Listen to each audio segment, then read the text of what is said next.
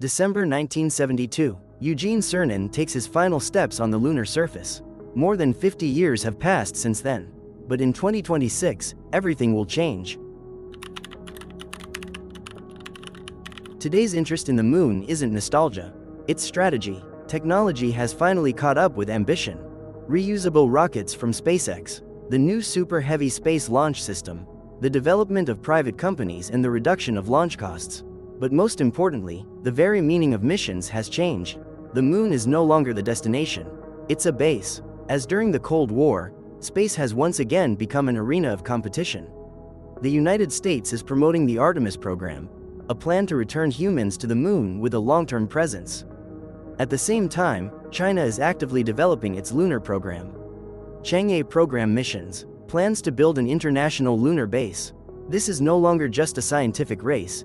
It is a struggle for influence, technology, and the resources of the future. NASA's key idea is the "Moon to Mars" concept. The logic is simple. Survival technologies can be tested on the moon. Landings and bases can be practiced. Resources can be extracted, e.g., ice, right pointing arrow, water, oxygen, fuel. It's easier to launch further from the moon than from Earth. It's becoming a way station for humanity. The Artemis program is not a repeat of the Apollo program. It's a new stage. Apollo's long-term goal is to fly and return. Artemis, stay and build. New technologies, reusable spacecraft, gateway lunar station, modern life support systems. New technologies, reusable spacecraft, gateway lunar station, modern life support systems. The moon is no longer just a dot in the sky. It is a political resource, a technological laboratory, and the first step toward another planet. And the question is no longer whether we will return to the moon. The question is who will be the first to get there. The Artemis program consists of 3 key phases. Satellite Artemis I, already completed. Artemis II's first crewed flight. Artemis III, the future lunar landing. The Artemis I mission was uncrewed, but it was critically important. Main objectives: Space Launch System rocket test, Orion spacecraft checkout, thermal protection test during return to Earth, long-duration lunar orbit. Result: the system works. Now we can send people on missions. Artemis II, the first flight with humans. Artemis II is a non-stop flyby of the moon, the first manned mission beyond low Earth orbit since the Apollo program. The main goal is to test everything with humans on board. The flight looks like a perfectly calculated arc. Launch: the Space Launch System rocket launches the ship into space. Earth orbit: systems checkout before the long-distance flight. Flight to the moon: the ship enters a long-distance trajectory. Free return: the key moment is the free return trajectory. If something goes wrong, the moon's gravity will automatically return the crew home. Moon flyby: without landing, but as close as possible. Return and splashdown: the capsule falls in. This is one of the most symbolic crews in history. Reed Wiseman mission commander, former U.S. Navy pilot.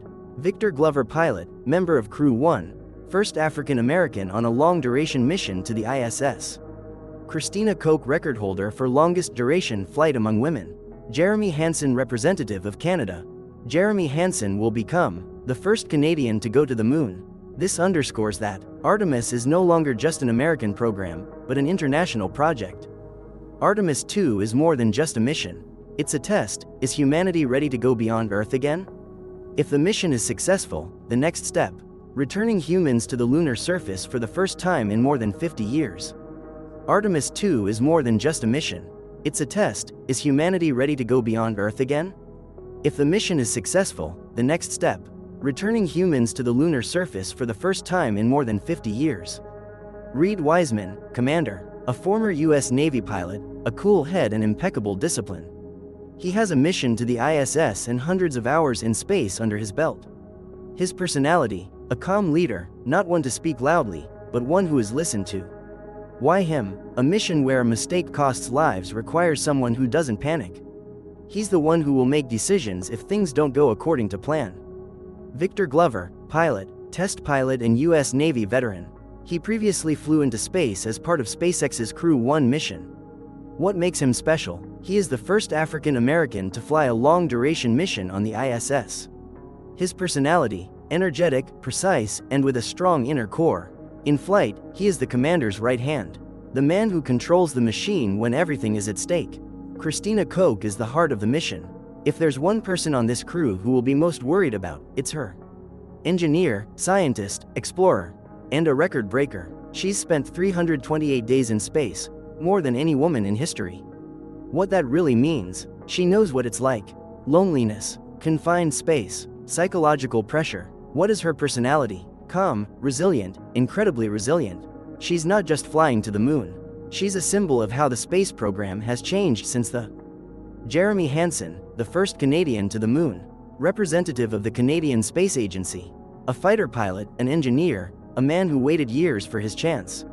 The most astonishing thing, he'd never been to space, and his first flight was straight to the moon. His personality, restrained, persistent, a man of the long haul. He carries with him not only his dream, but also an entire country. This isn't just a crew. This is the new face of space. Experience and composure, diversity and internationality. People who are no longer just heroes, but a new generation of professionals. And when the ship heads to the moon, the question won't be about technology, but whether they can handle it. Sending people to the moon requires more than just technology. It requires a system that has no room for error. And it consists of two parts: the spacecraft and the rocket. The Orion spacecraft is the capsule in which they live. This is the crew's home for 10 days. Cramped, enclosed, and completely autonomous. What's inside? Life support, oxygen supply, CO2 removal, temperature and humidity control. The system must function perfectly. Error equals the crew is left without air. Launch abort system, LAS. If something goes wrong during launch, a special tower separates the capsule from the rocket within seconds. This is your chance to survive the most dangerous phase of the flight. For the first time since the Apollo program, astronauts will have large windows. And at some point, they will see Earth, just a small sphere in a black void. The Space Launch System is the most powerful rocket. It's not just a rocket, it's energy capable of sending people to the moon. Comparison versus Saturn V, a legend of the Apollo era. SLS, comparable in power, but with modern electronics. Versus Falcon Heavy, powerful, but commercial. SLS, designed specifically for deep space and people. SLS, one of the most powerful rockets ever built. How much does it cost? In short, very expensive. A single SLS launch costs billions of dollars. The entire Artemis program costs tens of billions. Why is this justified? Because it's not just a flight. The technologies are then used on Earth. Private space development, preparation for missions to Mars, political and scientific leadership. It's an investment in the future, not just an expense. 10 days in a capsule. What's it really like?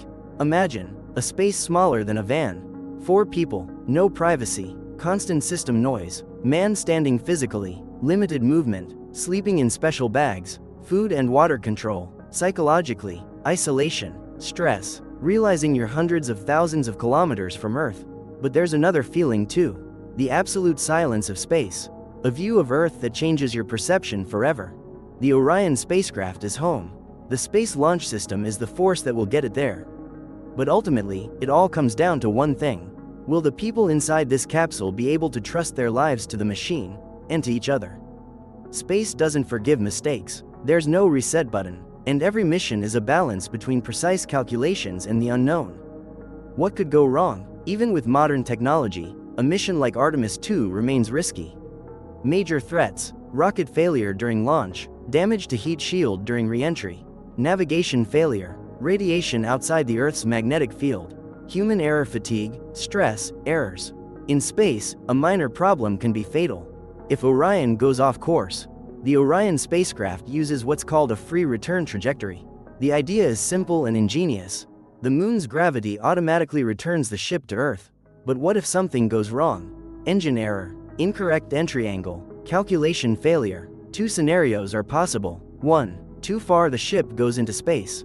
2. Too abrupt it enters the atmosphere at the wrong angle and burns up. This isn't a theory. These are real-world risk calculations. The Launch Abort System, LAS, is the last resort. At the top of the capsule is the LAS, Launch Abort System. If the Space Launch System rocket goes out of control, powerful engines literally yank the capsule with the crew, steer it away from the explosion. Then the parachutes deploy. It all happens in seconds. Without the crew's participation, this is their last chance to survive. Lessons of the past. Space has already reminded humanity of the cost of failure. Space Shuttle Challenger disaster. Explosion 73 seconds after launch. Cause, O-ring failure in the cold. Space Shuttle Columbia disaster. Wing damage during launch, right-pointing arrow destruction on re-entry. What changed after this? Strict safety controls, independent inspections, culture, any engineer can stop a launch. These tragedies literally rewrote the rules of space. Why do they still fly? And here's the main question. Knowing all this, why do people like Reed Wiseman and Christina Koch still say, yes? The message conveyed in interviews. Astronauts often say roughly the same thing. Risk is part of the job. We understand it, but exploration has always required courage. If you're not willing to take risks, you shouldn't be here. We're not flying just for ourselves. We're flying for what comes after us. Every launch isn't just a technological process. It's a human decision. Enter the capsule, close the hatch, and trust the machine that will carry you into the void. And that's what makes a mission not just scientific, but a human drama. Summary: if Artemis II is successful, it won't be the end of the mission. It will be the beginning of a new era. The next step is Artemis III. This mission is intended to accomplish something that hasn't been accomplished in over 50 years. Return humans to the lunar surface, but now with a new meaning. The first woman on the moon. The first landing near the South Pole. The search for water and resources. This is no longer a symbolic step. This is the beginning of exploration. Lunar Gateway. A new point of human presence will appear in lunar orbit. The gateway is a transfer base, a scientific laboratory, a mission docking point. It will be what the ISS once was, but beyond Earth. Next up is Mars. The main goal has never changed. The moon is practice. The real goal is Mars. According to current plans, a manned mission could take place in the 2040s. This means years of preparation, dozens of missions, building infrastructure in space. The moon is the first step. Mars is the next. Why this matters to everyone? The Artemis program isn't just the United States. Participants include Europe, Canada, Japan, private companies like SpaceX. What does this mean for humanity? Technology, right-pointing arrow, everything from medicine to materials returns to Earth. Science, right-pointing arrow, understanding the universe and the origins of life. Resources, right-pointing arrow, water, fuel, new opportunities. Unification, right-pointing arrow, projects of this scale make countries partners, not rivals. Once upon a time, man looked at the moon for the first time and dreamed of reaching it. Then he took a step. Then he stopped. And now, he's returning again. But not for the sake of the flag, but for the sake of the future. The question is no longer whether we can return there. The question is, what will we do when we're there forever?